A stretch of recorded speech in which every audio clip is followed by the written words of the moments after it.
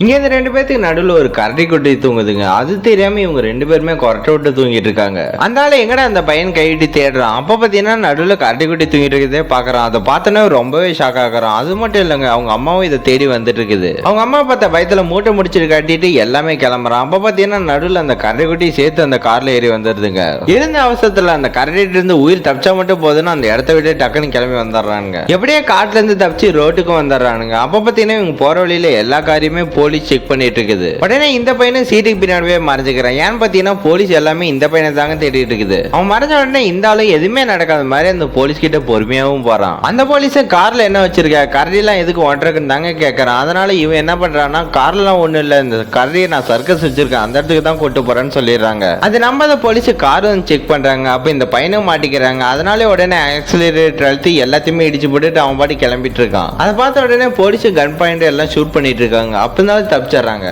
அது மட்டும் இல்லைங்க, 4 போலீஸ் இவன் பின்னாடியே துரத்திட்டு இருக்காங்க. அவங்களும் அடிச்சு பிடிச்சிட்டு எவ்வளவு வேகத்துல வந்துட்டு இருக்காங்க. அவங்க கிட்ட இருந்து தப்பிக்கிறதுக்கோசரம் இவனும் ரொம்ப வேகமா போயிட்டு இருக்கான். அப்புறம் பார்ட் 2 வீடியோ வேணும்னா கமெண்ட் பண்ணுங்க.